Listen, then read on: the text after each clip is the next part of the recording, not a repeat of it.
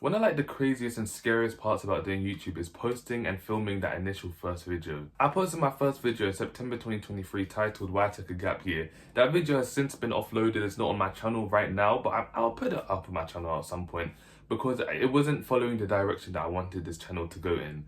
But I just remember like filming it, I literally had no idea what I was doing.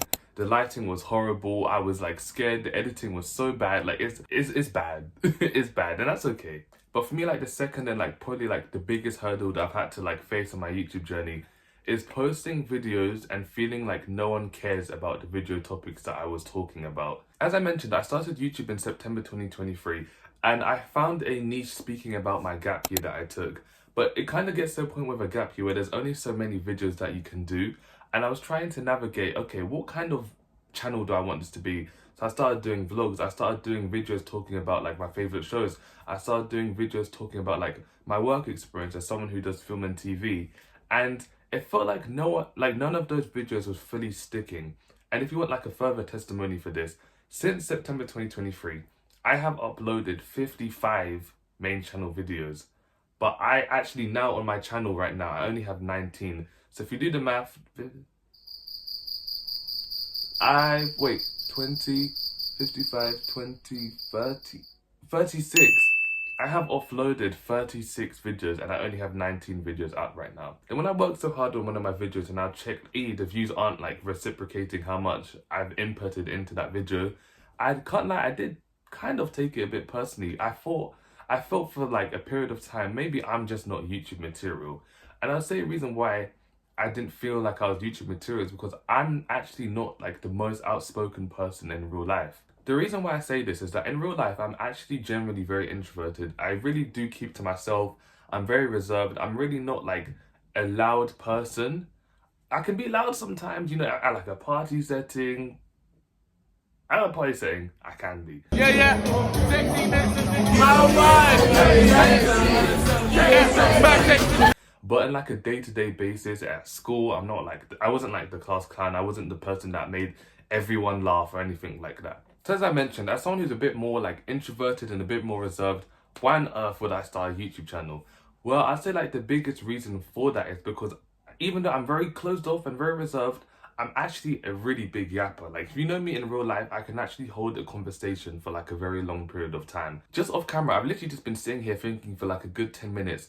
Why is it I generally really enjoy having deep conversations? And I think like a huge reason why that's the case is because I'm generally not a judgmental person. And like in my life, in my real life, one of like my best qualities about myself is that I try my hardest. And I actually do implement in myself, don't judge anyone. So I try my best to be so like empathetic and understanding and aware, ultra aware of like my surroundings and just how different people are. That's why like if you've ever watched any of my deep dive videos, whenever I talk about someone, let's say if they've done something like crazy, but if I do mention someone and even if they've done something that's a bit like, what's going on here, I always try my best just to be as empathetic, that's not a word, empathetic and understanding as I can be, because I just generally don't know like the bigger picture on how they got to that position of their life. Another reason why I just keep making YouTube videos is because I generally really enjoy talking. And I'll say a huge reason how I got to this stage is because I really found my voice so much when I was 16 and also in school as well.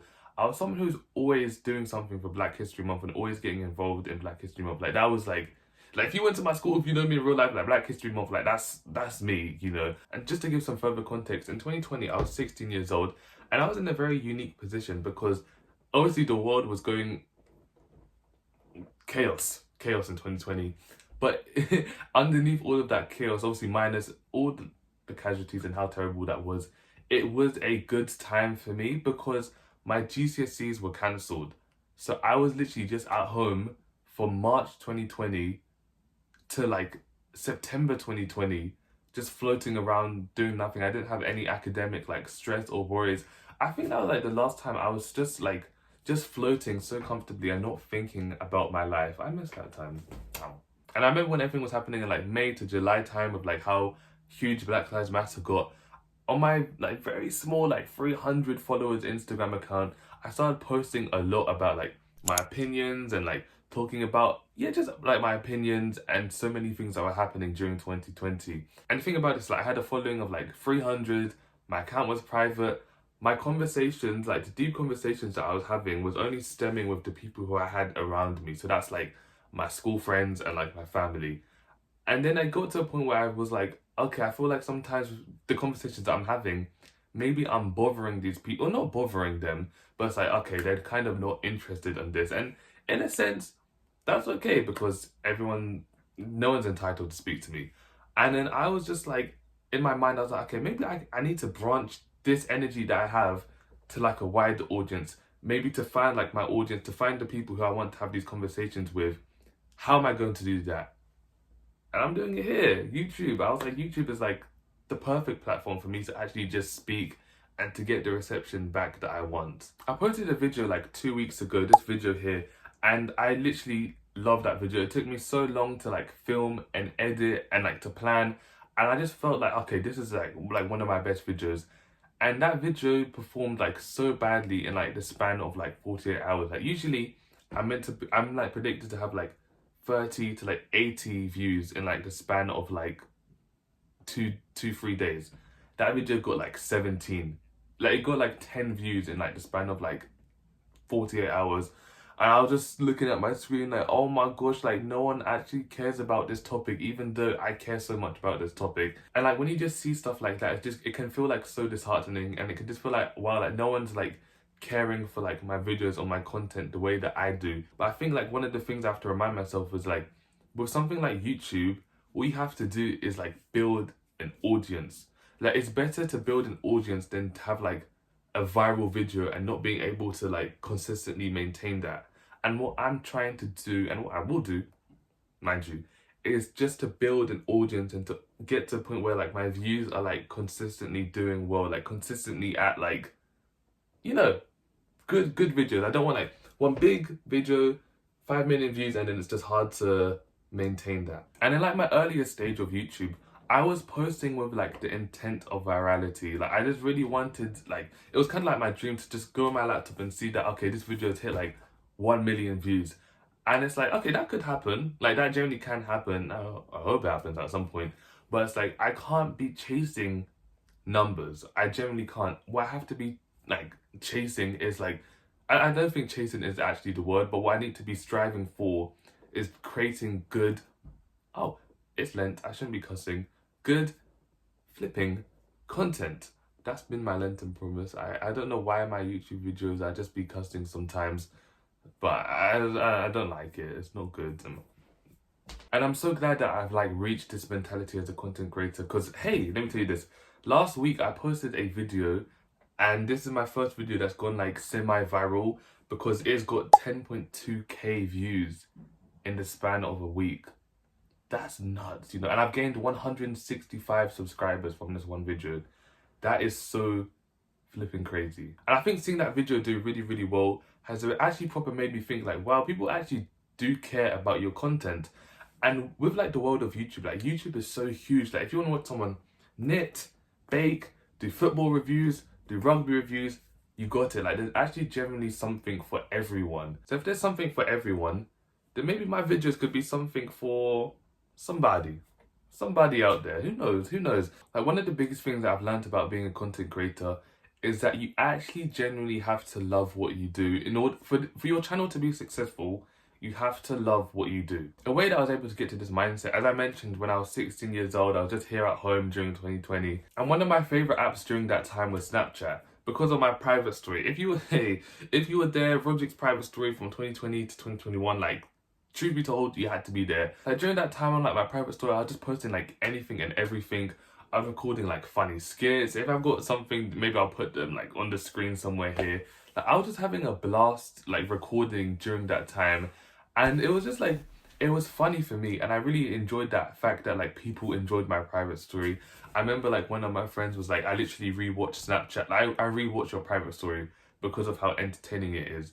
And that made me feel like really good inside. Yo, I'm just deeping, like that was 5 years ago. Like that's actually so nuts. 2020 was 5 years ago. That's so crazy. But it's like from 5 years ago, 16-year-old me, to 5 years later, I might be 21 very soon. it's just like I was so like just like so fun and so energetic on like my private Snapchat story. I'm trying to get back to that. Not trying to recreate those kinds of videos, but trying to just showcase more personality and a bit more of me in my YouTube space. I think I do want to make more personal videos in due time. As I said, like to do YouTube and to do content creation, I generally believe that you actually have to have like an actual passion for it in order for your channel to do well and to like maintain consistency. And you know, it's official when you've got like a proper folder of everything. Like I've got like a proper work folder. All, look at these are videos I planned. Look. Oh no, I shouldn't show you. I shouldn't show you. And truth be told, like I really, to the core, I actually really enjoy YouTube. Like I really love doing YouTube. I really enjoy like filming. I really enjoy editing. I enjoy planning. And truth be told, I have not reached that monetization mark yet. But even though I'm not getting paid off of my YouTube and off of my work yet, I'm actually enjoying it. And I'm not, what I said like earlier, I'm enjoying the fact that I'm not chasing a bag. Like this is like off, like all my videos that I've made, and I really just pray that it stays that way, is that all the videos that I've made are sincerely,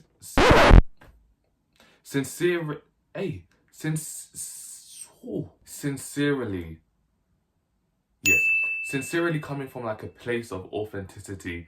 And something that's actually so mad is that, you know, like I think it was Tyler James Williams, who very talented actor, who was speaking about this. He said like one of like the best things about like your career is when you're getting started, because everything feels new and everything feels fresh. Okay, to further prove this point is like, have you guys ever had like a favorite YouTuber who you prefer like in the beginning, and then when they hit like a certain amount of like, okay, maybe they've got like 10 million subscribers, they're getting brand deals all the time, it just doesn't feel the same. And even though of course I do and will elevate in my career, I'm telling myself this because I don't want to lose my authenticity or like the spark that I have right now, because everything in YouTube feels so like new and so fresh. And I think one of the best things that I can do, and especially as like for upcoming content creators, if this video reaches you guys, is just to be grateful for the here and now. Even like in my life in general, I always have to tell myself just to be grateful for the here and now, because of course like the big views, like the big numbers, they will come, but I need to be equally proud of my work right now and my work tomorrow.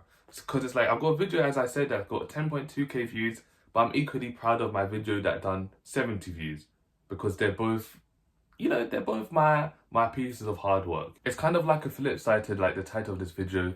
It's like you still have to have a why you make videos even when everyone is watching. So with this video that popped off and done really, really well, I still need to just remind myself of like my why, instead of trying to chase, oh, maybe I should do like a follow-up video that's like part 2 of that viral video. It's like, no, still remain grounded, remain yourself, focus on consistency. As I keep mentioning in this video, it's like focusing on that why. And like for me, my biggest why right now is like with my deep dives is that I just want people to feel educated.